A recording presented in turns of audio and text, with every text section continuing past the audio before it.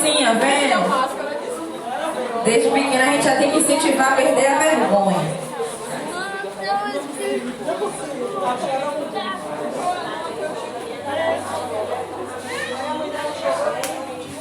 Davi, bendito és tu entre as mulheres, Davizinho. Amém, irmãos? O sabão lava meu rostinho, lava meu pezinho, lava minha mão. Mas Jesus, pra me deixar limpinho, quer lavar meu coração.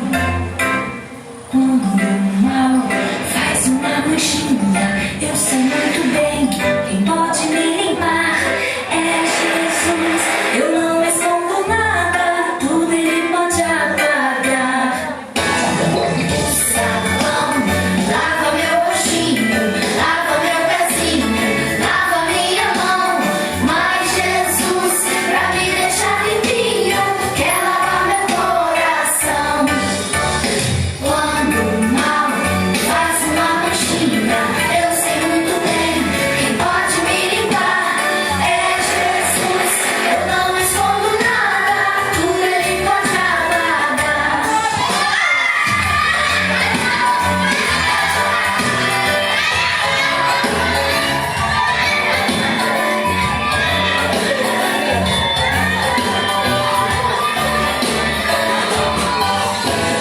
O sabão lava meu rostinho, lava meu pezinho, lava minha mão. Mas Jesus, pra me deixar limpinho, quer lavar meu coração. Quando o mal faz uma manchinha, eu sei muito bem quem pode me limpar. É Jesus, eu não escondo nada, tudo ele pode apagar. Tudo ele pode apagar.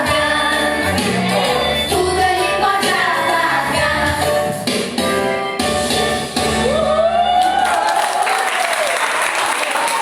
Amém, criança? Pode sentar, meu filho. Quer falar alguma coisa? Vocês entenderam, meu irmão? É só o sabão. Quem aqui sabe que sabão é esse? Deixa eu ver se essas crianças falam. Que sabão é esse? É vermelho, não é branco, viu, irmãos? Aprendam.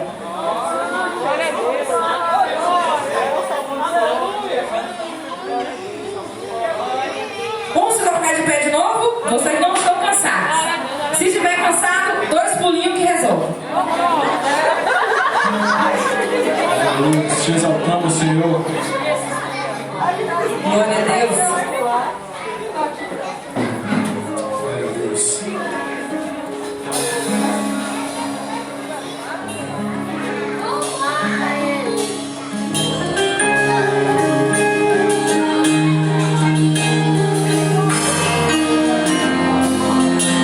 Ele é exaltado acima de tudo e acima de todos.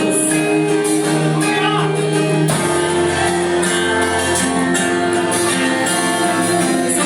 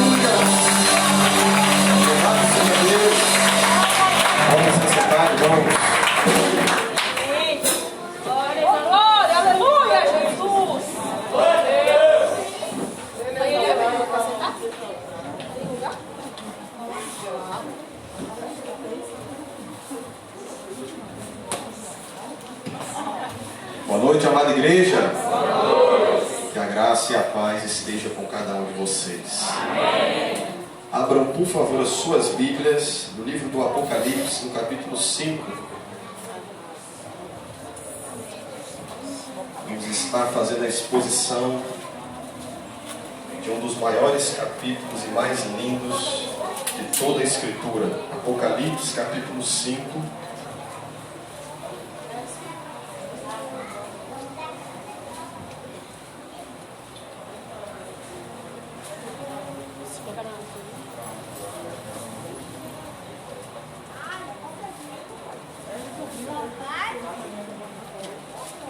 Todos acharam? Amém. Assim diz a palavra do Senhor: o livro e o cordeiro. Vi na mão direita daquele que estava sentado no trono o livro em forma de ouro, escrito por dentro e por fora, e selado com 7 selos. Vi também um anjo forte que proclamava com voz forte: quem é digno de quebrar os selos e abrir o livro? Ora, nem no céu, nem sobre a terra, nem debaixo da terra, ninguém podia abrir o livro, nem mesmo olhar para ele. E eu chorava muito, porque ninguém foi achado digno de abrir o livro, nem mesmo de olhar para ele. Então um dos anciãos me disse: não chore, eis que o leão da tribo de Judá, a raiz de Davi, venceu para quebrar os 7 selos e abrir o livro. Então vi no meio do trono e dos 4 seres viventes, e entre os anciãos em pé, um cordeiro que parecia que tinha sido morto. Ele tinha 7 chifres, bem como também 7 que são os 7 Espíritos de Deus enviados por toda a terra. O cordeiro pegou o livro da mão direita daquele que estava sentado no trono. E quando ele pegou o livro, os 4 seres viventes e os 24 anciãos se prostraram diante do cordeiro, tendo cada um deles uma harpa e taças de ouro cheias de incenso, que são as orações dos santos. E cantavam um cântico novo, dizendo: digno és de pegar o livro e de quebrar os selos, porque foste morto, e com teu sangue compraste para Deus os que procedem de toda tribo, língua, povo e nação.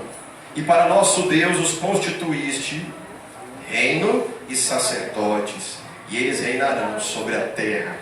Vi e ouvi uma voz de muitos anjos ao redor do trono, dos seres viventes, dos anciãos, cujo número era de milhões e milhares de milhares, proclamando com voz forte: digno é o cordeiro que foi morto de receber o poder, a riqueza, a sabedoria, a força, a honra, a glória e o louvor. Então ouvi que toda criatura que há no céu e sobre a terra, debaixo da terra e sobre o mar, e tudo que neles há, estava dizendo: aquele que está sentado no trono e ao cordeiro sejam o louvor, a honra, a glória e o domínio para sempre. E os 4 seres viventes respondiam: amém. Também os anciãos se prostraram e adoraram. Até aí, feche seus olhos, vamos orar e agradecer a Deus.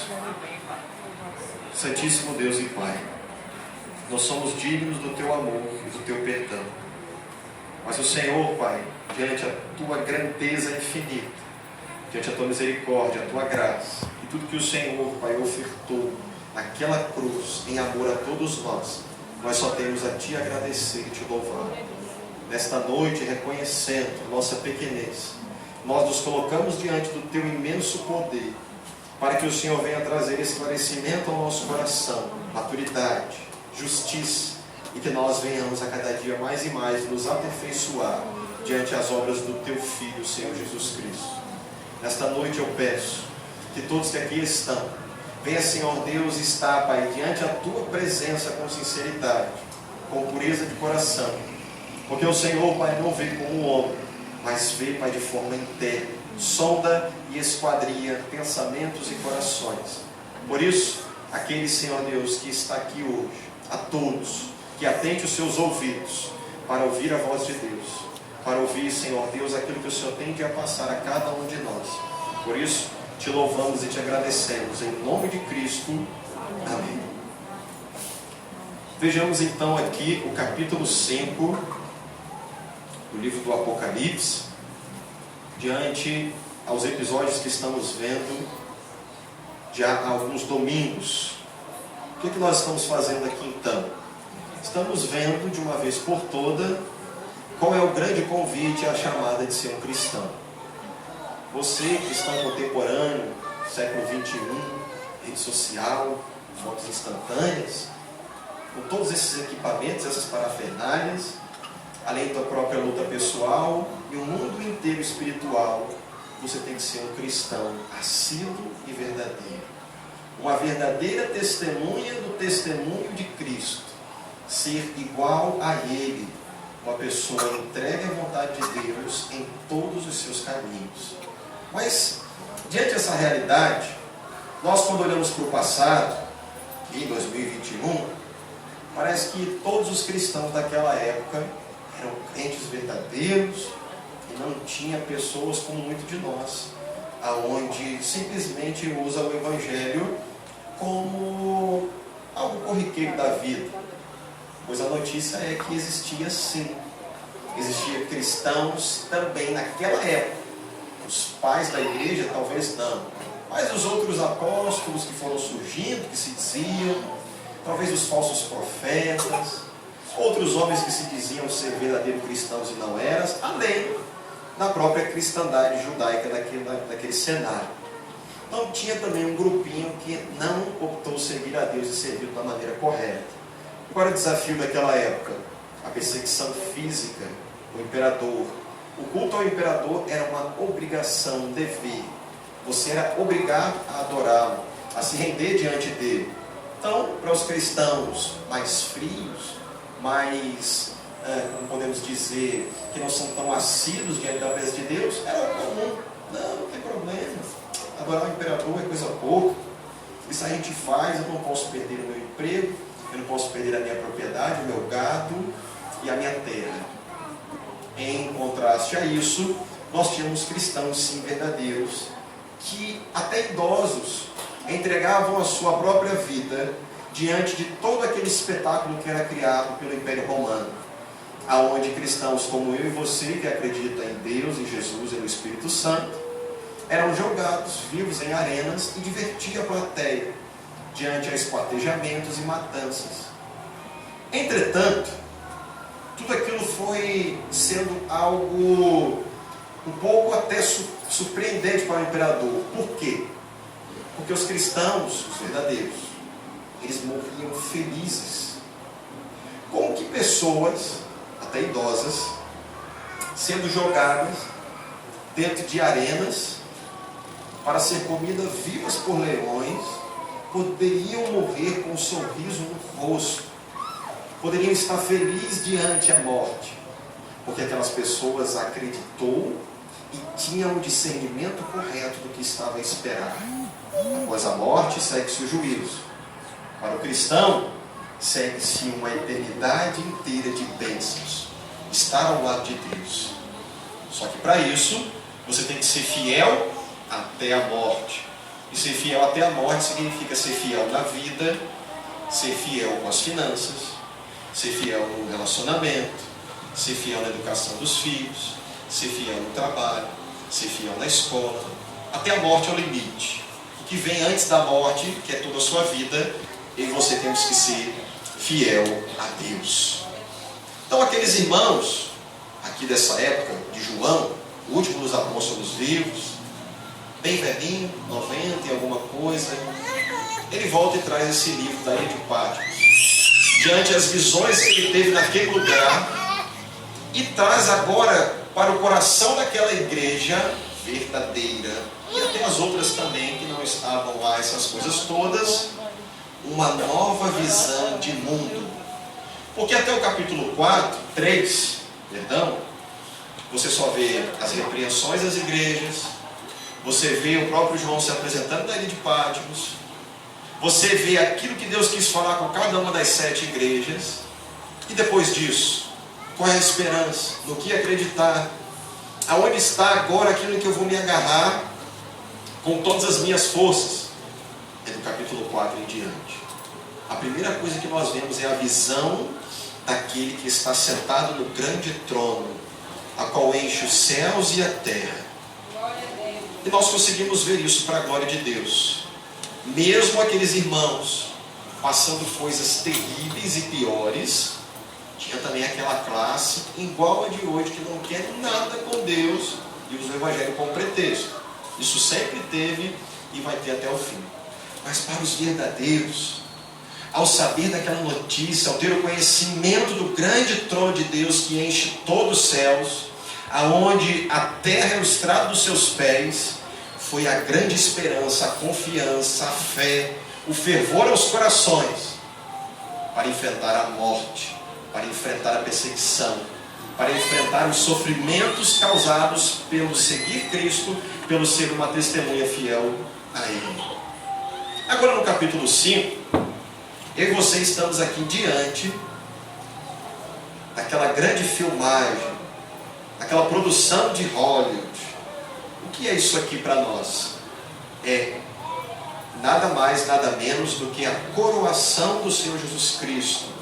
Sim, irmãos, Cristo não reinará, Ele já reina, Ele já é rei, Ele já foi coroado. Sabe quanto tempo? Tem mais ou menos aí 2020, 19, 21, talvez 2000 anos atrás foi a sua coroação. E nesse momento Ele está à destra de Deus e tem todo o poder sobre os céus e a terra. Veja comigo novamente aí no capítulo 5 como que isso aconteceu. Jesus, após os 40 dias aqui na terra, diante da sua ascensão aos céus, onde ele é recebido pelos anjos, nós nos deparamos com essa visão do capítulo 5. O que estava lá? Vemos aqui, aquele que você conheceu no capítulo 4, que estava sentado no trono, ele tem algo em sua mão forte, em sua destra. O que é que ele tinha em sua mão? Um livro em forma de rolo, escrito por dentro e por fora, e selado com 7 selos.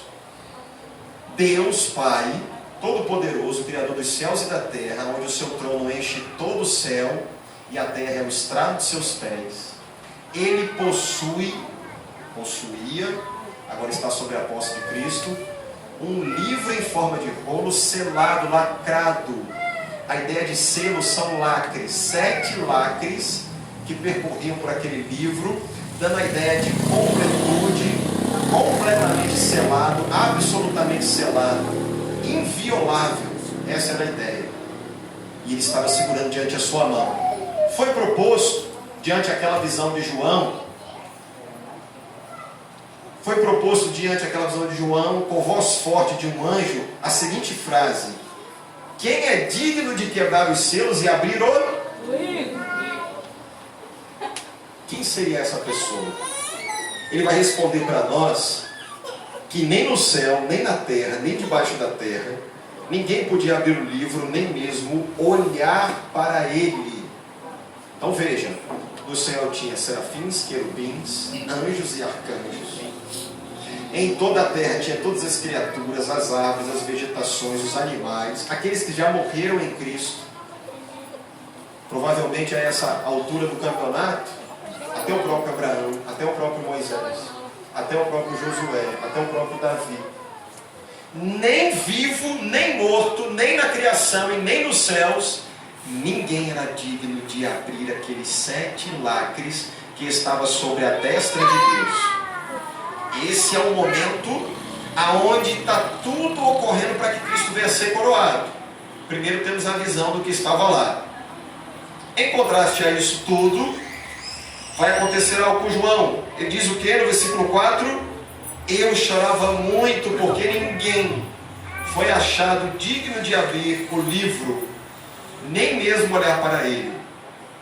Então agora um dos 24 anciãos diz para ele assim: não, eis que o leão da tribo, a raiz de Davi, venceu para quebrar os 7 selos e abrir o...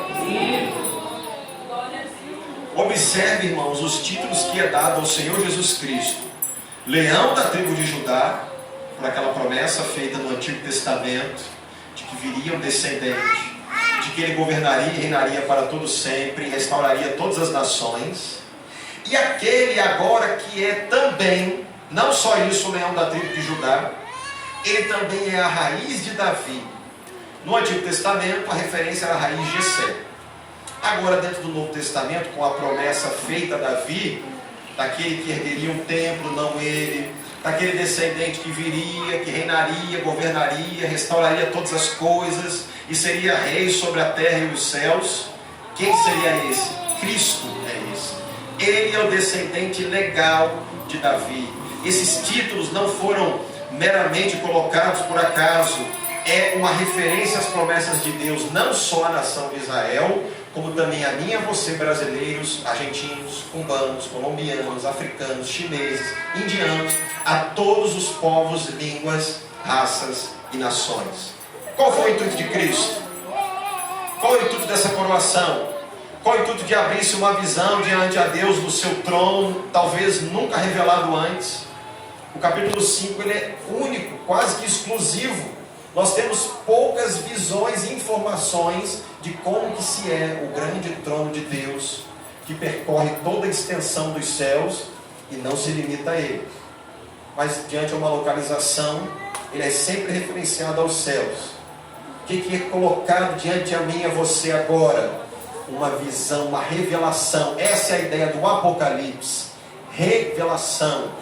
Isso que significa Apocalipse. Está revelando ao povo, está trazendo das sombras a luz, trazendo claridade, trazendo direção, fé, trazendo esperança ao povo perseguido diante daquela época, e agora trazendo fé e esperança a um povo completamente longe, frio, desesperançoso e cada vez mais entregue às práticas mundanas. Essa é a igreja atual. Talvez não toda ela, mas a grande maioria nós sabemos que sim. Então, o que isso vai agora para nós nos mostrar? Veja que Cristo foi encontrado, foi achado. Por que ele sai da sua posição de Deus, como diz Filipenses, esvazia-se de si, trazendo sobre si todas as condições humanas, frio, dor, calor, necessidade de comer e beber. Ele se esvaziou. Essa é a ideia da sua divindade. Por que ele fez isso? Qual é o objetivo? O objetivo é o que está no capítulo 5. Ele, o leão da tribo de Judá, a raiz de Davi, ele veio, sofreu, foi esmagado, pisoteado, castigado, esbofeteado, morto, para vencer e quebrar os 7 selos e abrir o livro. Essa é a ideia. Segura essa informação.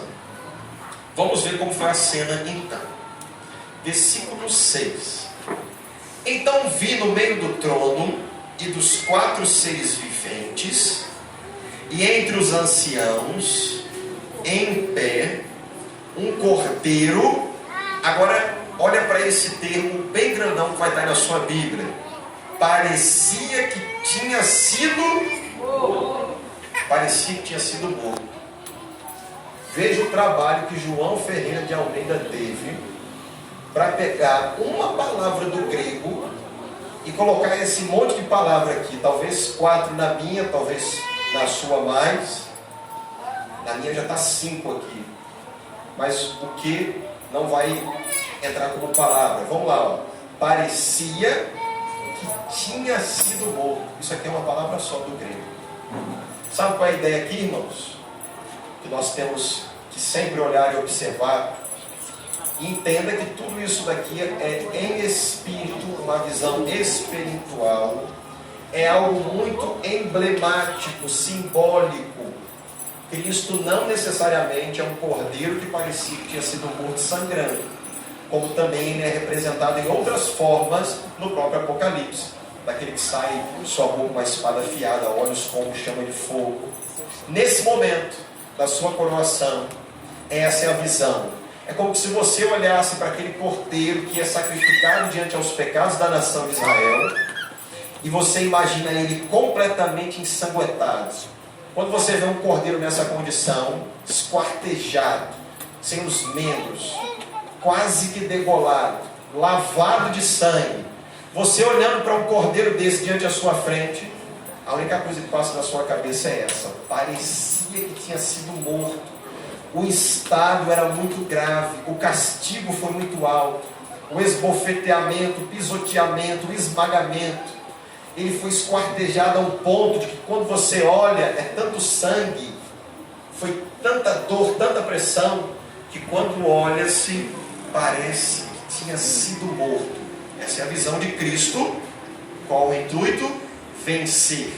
Vencer para adquirir aquele livro, para ser digno de abrir os 7 lacres do livro que estava sobre a mão de Deus. Agora veja comigo aí 3 títulos que são dados a Cristo diante dessa visão. O primeiro, e sempre o número 7, mostrando total e absoluto. Olha só, ele tinha 7 chifres. Olha a visão espiritual que João estava tendo. Chifre nada mais nada menos na Bíblia é do que poder. É isso que está sendo dado em a sua coroação. Todo e absoluto poder. Por isso que ele é um cordeiro, parecia que tinha sido morto, diante ao lavar de sangue tudo que passou. E agora a primeira visão que é dada a ele é todo poder, 7 chifres. E aí você vê aquele atributo de Deus que está sendo agora diante de Cristo revelado, que só Deus tem, que é onipotência. Ele tem todo o poder, absoluto poder. Esse é o cordeiro digno de abrir o livro. Depois, a segunda característica, ele tinha 7 olhos. Olhos é muito fácil de se entender. A tradução para isso aqui, a ideia do enigma, da simbologia é visão. Deus, Cristo, Deus Filho aqui, a pessoa de Cristo, o cordeiro que parecia que tinha sido morto, ele tem total e absoluta visão de todas as coisas. Lembra nos outros capítulos 2 e 3 o que ele falava? Eis que conheço as tuas obras. Para todas as igrejas, as 7, representando todas as igrejas do mundo. Cristo conhece todas as minhas e as suas obras. Ele sabe a intenção do meu e do seu coração. Ele esquadrinha e conhece o coração de toda a humanidade, de todos os seres humanos. Ele é Deus. Isso foi dado de forma digna, merecedora, atribuída a Ele.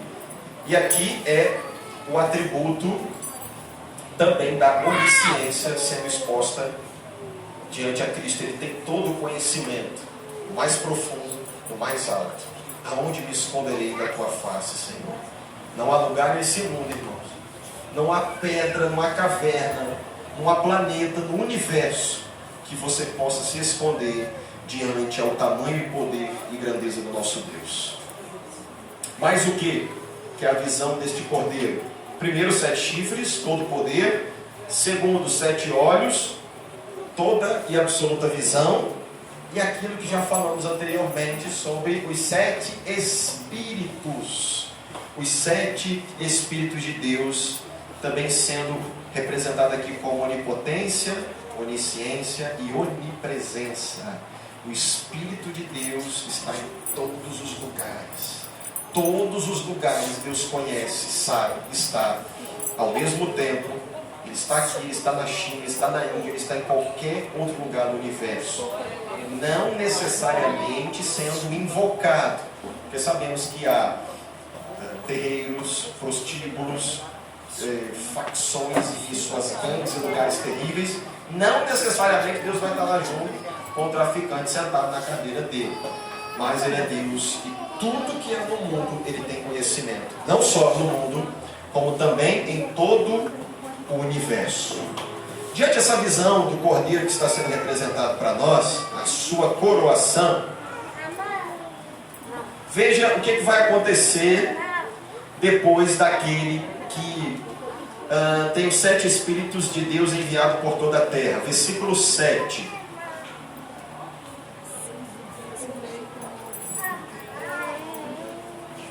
O cordeiro foi e pegou o livro da mão direita daquele que estava sentado no trono. Talvez na sua Bíblia esteja aí, tomou. Observe, irmãos. Foi levantada uma proposta de um anjo, dizendo assim: quem é digno de pegar, abrir, se quer olhar para aquele selo? Ninguém. Aí agora, o Senhor Jesus Cristo, diante da sua coroação, sendo nomeado Rei de toda a terra e céu, ele simplesmente, olha só, ele não chega assim para Deus Pai: Deus Pai, Senhor, posso pegar o livro agora que eu morri na cruz? Agora eu sou digno de pegar o livro, né? Eu posso pegar, Senhor? Não. A Bíblia diz que ele toma, ele pega aquele livro como se assim, ó, me dá o que eu adquiri. Isso é meu. Eu sofri o que passei. Fui quase que esquartejado, ou se não, diante de uma figura de linguagem assim, morto, pisoteado naquela cruz. Me dê esse livro, porque foi para isso que eu passei todas essas coisas. Você vai entender mais para frente que livro é esse. Não se preocupe com isso agora, mas entenda que Cristo agora está com ele na mão. Ninguém era digno. João chorou. O ancião disse para ele: calma, fique frio aí, meu filho. Aquele que é o leão da tribo de Judá, a raiz de Davi, venceu. E ele pegou o livro. Pegou, olha lá, João, olha comigo, João, olha essa cena. Louvem-se os céus e a terra, que abalem-se todas as colunas, e que este lugar possa ser assim reconhecer a grandeza do nosso Deus. Ele tomou-se esse livro, pegou-se para ele, e diante do seu poder e majestade, vamos ver o que vai acontecer. Olha a reação de quando ele adquire o livro. Quando ele pegou o livro, os 4 seres viventes e os 24 anciãos se prostraram diante do cordeiro, tendo cada um deles uma harpa e taças de ouro cheia de incenso. E o que são isso? Orações dos santos. A própria Bíblia já traduziu para nós. E cantavam um cântico novo, dizendo: digno és de pegar o livro e de quebrar os selos, porque foste morto, e com teu sangue compraste para Deus os que procedem de toda tribo, língua, povo e nação. E para nosso Deus os constituíste reino e sacerdotes, e eles reinarão sobre a terra. Será que Cristo vai ainda ser coroado rei? Aqui já cai por terra a ideia do milênio, porque ele já está a reinar. E mais o que? Vi e ouvir uma voz de muitos anjos ao redor do trono, todos seres viventes e dos anciãos, cujo número era de bilhões e milhares de milhares, proclamando com voz: digno é o cordeiro que foi morto de receber o riqueza, sabedoria, força, honra, glória e louvor. Então ouvi que toda criatura que há no céu e sobre a terra, debaixo da terra e sobre o mar e tudo que neles há, estavam dizendo o quê? Aquele que está sentado no trono, que é quem? Deus está sentado no trono, e ao Cordeiro sejam o louvor, a honra, a glória e o domínio para todos sempre. Olha para cá. Cristo aqui foi nomeado Rei de toda a terra. Quem era o governante, quem possuía, vamos dizer assim, o cajado do poder, vamos dar um nome aqui, era Deus. Deus agora, ele intitula o seu próprio Filho Rei de todo o céu e de toda a terra. E em consequência disso, os 24 anciãos, os 4 seres viventes, os milhares de milhares e milhões de anjos que ali estavam, reconheceram diante a nomeação de Cristo o seu reinado. Sabe quanto tempo faz isso, irmãos? 2000 anos atrás. Cristo já é Rei. E o que falta ainda para nós diante dessa visão? Onde é que estamos na história? Qual é o ponto crucial que é importante para mim e para você? Eu tenho que ir com outra passagem para lhe explicar melhor. Lá em 1 Coríntios capítulo 15, no versículo 20.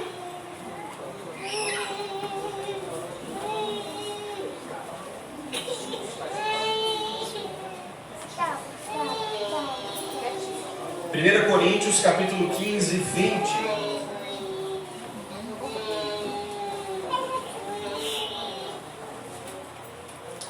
Veja comigo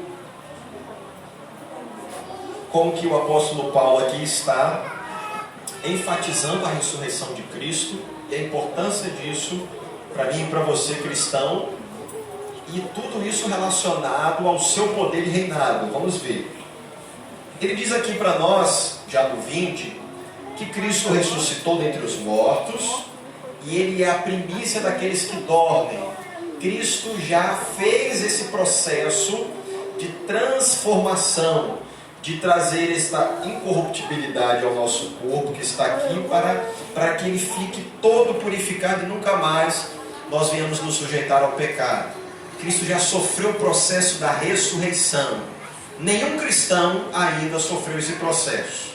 Entretanto, ele que é a primícia já o fez. O primeiro, aquele que é ressurreto, Cristo, já está reinando. Nesse momento agora, ele já adquiriu isso. Depois, visto o versículo 21, que a morte veio para um homem, esse homem é Adão, também por um homem veio a ressurreição dos mortos, que é Cristo. Porque assim como em Adão todos morrem, assim também todos serão, agora apontando para o futuro, vivificados em Cristo. Nenhum cristão ainda passou por esse processo. Veja qual é a ordem. Veja como que acontecerão os fatos. Versículo 23, 22, 24, perdão. Eu falei 23, a minha esposa falou 24, aí eu fui para o 22 e depois me perdi de novo. 23. Olha só a ordem. Cada um, porém, na sua ordem. Cristo, as primícias, ele já o fez, ele já ressuscitou. Depois os que são de Cristo na sua vinda. Observaram alguma coisa nesse versículo interessante? Aqui está dizendo assim: e depois Cristo nas suas vindas, ou na sua segunda, terceira e quarta vinda? Não. Cristo volta uma segunda e última vez para todos os homens. A ideia de uma vinda secreta, ela não existe na Escritura. Depois da sua vinda, segunda e última vinda, versículo 24, então virá o fim. Quando ele entregar o reino ao Deus e Pai, quando houver destruído todo o principado, bem como toda potestade e poder. Então observe. Nesse momento agora Cristo ressuscitou. Ele não está no lugar do trono de Deus. Esse lugar só Deus o tem. Mas ele está à destra de Deus. Lá que Cristo está. Deus passa todo o poder e autoridade para Cristo. Agora Cristo se tornou rei de todo o céu e de toda a terra. Ele já é rei, ele já está reinando. Ele já ressuscitou, ele é a primícia dos mortos. Ele já o fez esse processo.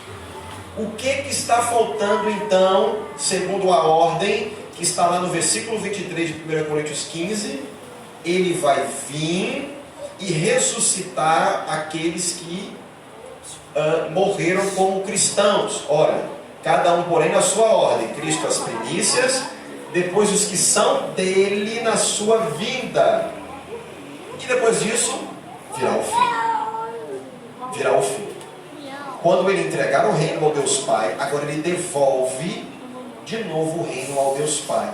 Nesse momento ele está reinando sobre céus e terra. Quando ele voltar, ele vai fazer o quê? Toma aqui, Deus, Senhor, de volta o poder sobre todo o reino. Vamos continuar lendo.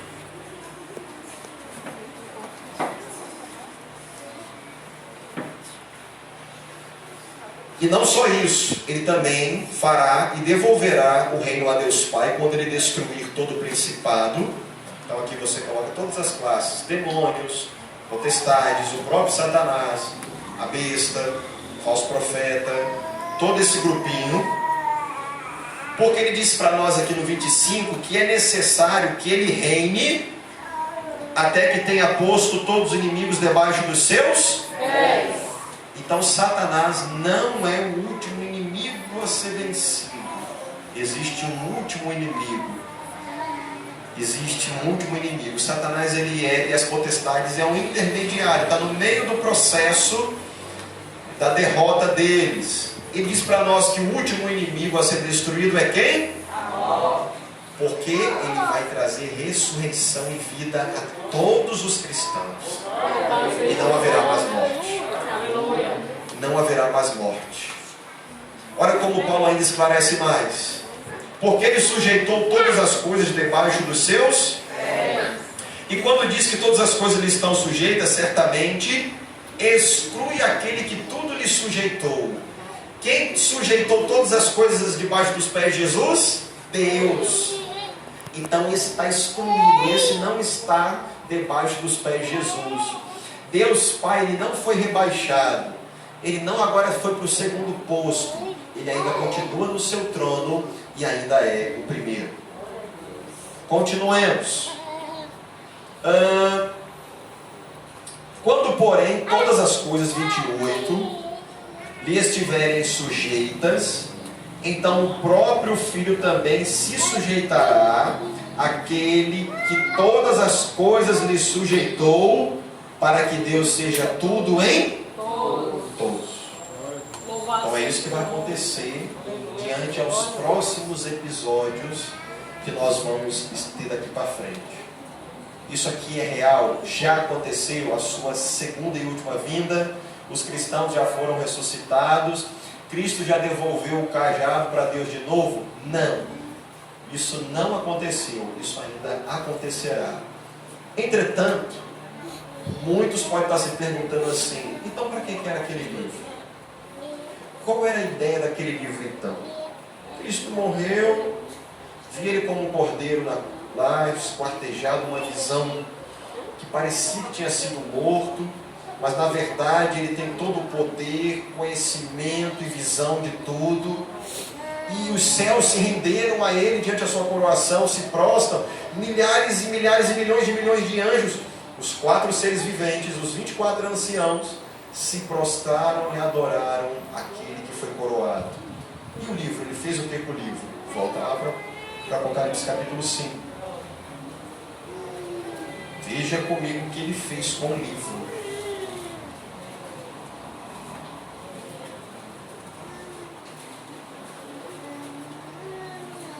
Qual era a característica daquele livro? Ele parecia um bolo e tinha 7 selos. Não é isso? Sabe o que é esse livro, irmãos? É o livro do governo de Cristo. Não ficou claro para você? Nosso presidente, quando ele foi nomeado, o que ele fez? Ele tinha um livro, vamos colocar assim uma ideia para você entender, ou hoje com a tecnologia, um computador, um arquivo, vamos ficar com a ideia do livro, dos planos do seu governo. Ele tinha lá umas medidas do que ele ia fazer. Entre eles, coisas que você talvez saiba ou não, ele tinha um plano de governo, por isso muitos de nós votamos nele. Mais ou menos isso. Cristo aqui foi diferente, ele conquista esse reinado. Ninguém era digno, não havia ninguém. Ele, diante da sua morte, conquistou. E agora ele vai pegar esse livro, que tem 7 selos, e vai começar o seu reinado. Agora começa o capítulo 6. Se você não tivesse uma noção do que aconteceu no capítulo 5, se eu rasgasse aqui essas 2 páginas do capítulo 5, você lê o capítulo 6 assim: o que está acontecendo? É simples. Aí no capítulo 6, Cristo, que é digno de abrir o livro que tem 7 selos, vai começar a abrir um por um e implantar o seu plano de governo. Olha, ele está no versículo 6, versículo 1. Vi quando o cordeiro quebrou o primeiro dos 7, e ouvi um dos 4 seres viventes dizendo, como se fosse som de trovão: venha. Não vamos para o capítulo 6 hoje, senão a gente faz uma vigília. Mas é isso que vai acontecer. Cristo agora pegou aquele livro da mão de Deus, que ninguém era digno de pegar e abrir. E agora que ele sim é digno, agora que ele conquistou o direito legal sobre a minha e a sua vida. E observe outra coisa também, em que ele o fez aqui, ó. Olha o que aconteceu.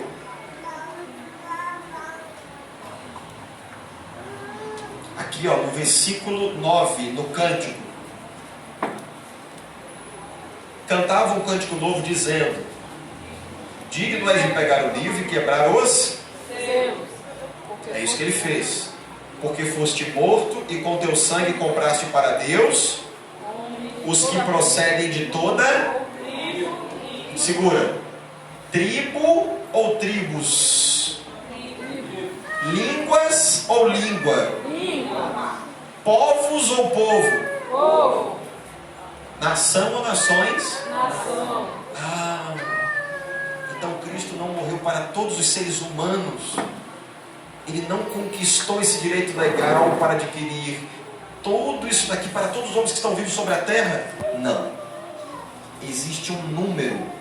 Existe um número daqueles que são escolhidos por Deus e estarão com Ele no céu. Ah, mas a gente sabe esse número? Não sabemos. E se for igual às areia do mar? Alguém pode contar os grãos da areia do mar? Não. Mas tem um número ali, não tem?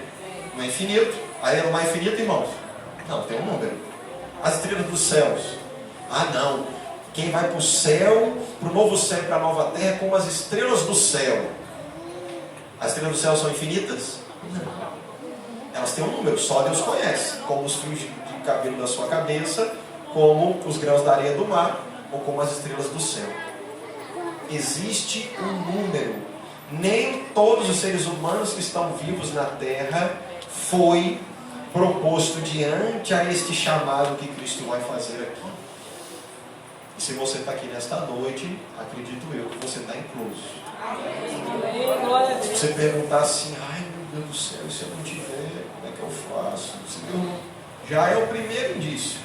Essa preocupação aí no seu coração já é um sinal. Você está aí: ai, quero ir embora logo. O cordeiro morreu lá na cruz, é rei, quero ir embora logo. É um sinal vermelho. Mas se você tem no seu coração esta grande chamada do Senhor, que assim nós o façamos.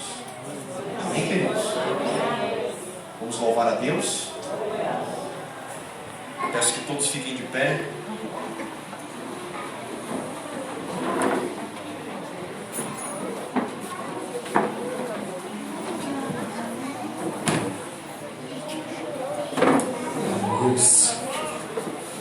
Glória a Deus.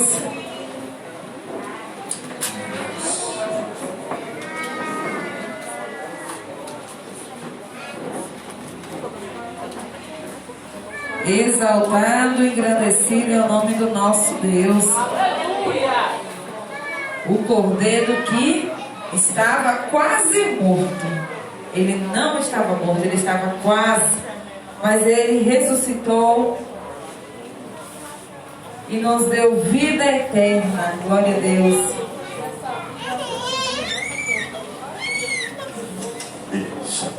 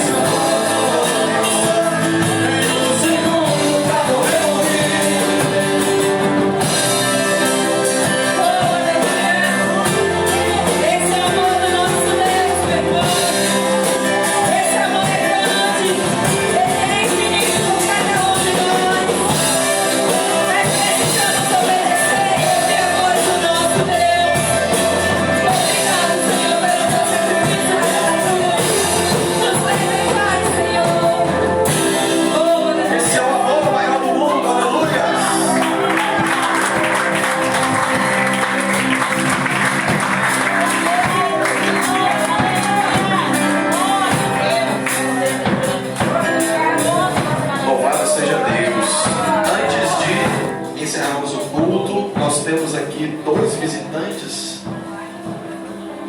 Quem seriam esses? Faz um sinalzinho com a mão aí pra gente ir. Sejam muito bem-vindos. Sejam Visitantes também online ali, que meu pai está fazendo uma live. Seja muito obrigado por estar nos acompanhando também. Louvado seja Deus. Temos também aqui aniversariantes. Irmã Lindete, cadê você, Lindete? Vem aqui na frente para a gente fazer uma oração por você. Nossa irmã, tem uma Júlia também que vai fazer aqui, fez aniversário também. Júlia é a sua cunhada? Meu filho. Ah, como é o nome do seu filho? Vinícius. Vinícius, vem aqui, Vinícius, receber uma oração. Fazer idade nova é presente de Deus.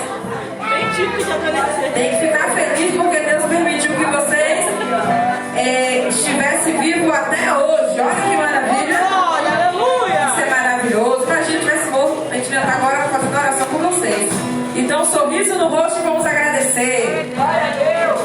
Mais alguém além deles? Janeiro. Olha os pais. Na semana, né? Se Deus permitir, né, Carol? Aqui, né? Vai que ele parte dessa do Babilônia. Ninguém quer morrer com Cristo, não, irmãos? Até hoje. Glória. Olhemos ao Senhor, estenda suas mãos para cá, por favor. Pai Santo e querido Deus, aqui estão os teus servos, Senhor, diante de ti. Nós agradecemos pela oportunidade que o Senhor deu a cada um deles, a nossa irmã e o nosso irmão, a qual completaram ou irão completar mais um ano de vida. Senhor, agradecemos porque o Senhor os preservou com saúde, a tua presença, que eles possam ter, Pai, ainda mais longos dias na tua casa. E se assim, Pai, não fez, esta é a grande oportunidade. Por isso, Deus, nesta noite, que o teu nome esteja louvado e engrandecido. Desejamos a cada um deles, Senhor Deus, paz interior, saúde, e que tenha, Senhor Deus, longos dias na tua presença. Te louvamos e te agradecemos, em nome de Jesus. Amém. Após a bênção apostólica, a gente bate parabéns. Ficam aí. Verdade. Vamos orar também, né, irmãos? Bem oramos. Fique aqui no cantinho junto conosco. Vai que vocês sentam e não queiram voltar. Tem que ter a musiquinha do parabéns. Feche seus olhos, vamos orar. Senhor, nós te agradecemos por mais um culto na tua presença, onde podemos adorá-lo, reconhecê-lo ainda mais. Senhor Deus, que o teu povo possa ter uma excelente semana na tua presença, que eles venham se despedir de ti, Senhor Deus, aqui na tua casa, mas continuar contigo durante a vida, para que nós, Senhor Deus, não venhamos nos esquecer de quem o Senhor é. Senhor Deus, firma, Pai, a palavra no nosso coração, cada um que está aqui nesta noite, que nós possamos cada dia mais e mais nos esforçar a estar em tua presença, que o Senhor possa voltar a ser a prioridade no nosso coração, e que acima de tudo nós venhamos fazer a tua vontade. Senhor, te louvo e te agradeço nesta noite em nome do Senhor Jesus Cristo. Que a graça de Deus, a paz do Senhor Jesus Cristo e as consolações do Espírito Santo não estejam somente hoje na sua vida, mas até a volta de Cristo. Amém. Deus nos abençoe, uma excelente semana e... Vamos para